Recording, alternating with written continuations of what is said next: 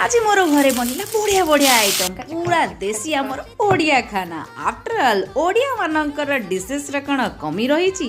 ओहो कि खरा प्रबल खरा माछ नहीं पड़े आसी चलतो आज बनेबा पखाळ।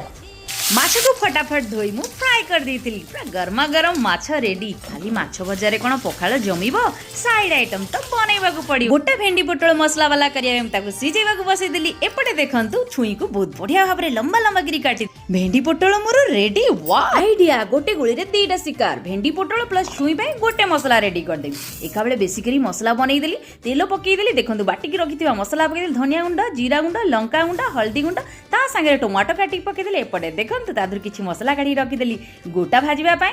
एपटे बनिगला मोर छुई कषा ता भितर साग भाजी देली। साग भाजिबा पूर्व देखंतु बड़ी भाजी देली माटी कड़े रे जो बास्ना वाव बहुत बढ़िया साग मोर बनिकी रेडी हे गला।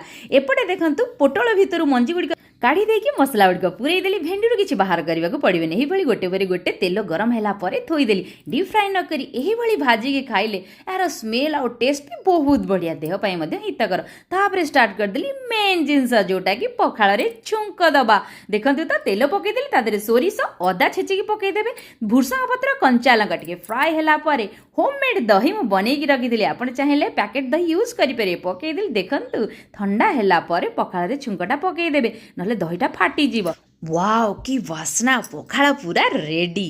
खाली एतिकी कौन काम चलो टिके पोड़ापोड़ी करने को पड़ा ना। एपटे बैगण बिलाती पोड़ी दिले देखंतु आइटम मोर पूरा रेडी। छुंक दे सारा पखाल कि समय घोड़े रखिदेला गोली देला जो बासनाटा आसीज आइटम रे टिके कमी न आसू से अंडा ऑमलेट टिके बनी दियंतु बोली मोर हजबैंड कहले तो तांको कथा कौन न मानी चलिबो। अंडा ऑमलेट पूरा रेडी। एपटे देसी आइटम चकटा चकटी पूरा रेडी। वाओ ढिंका चिका वीडियो भल लगे like share subscribe please. Lunch थाली पूरा पखाल पसरा मुआ कौन छाड़िले कि पूरा खाई चलिली। वाओ एते बढ़िया जेते खाद्य मु खाई आज जाए मते पखाल भात हूँ सब बढ़िया लगे कहीं आप जिते प्रकार डिशेस चाहिए ऐड करी चलिए कौन सी डिशेस कमी रही। वीडियो भल लगे लाइक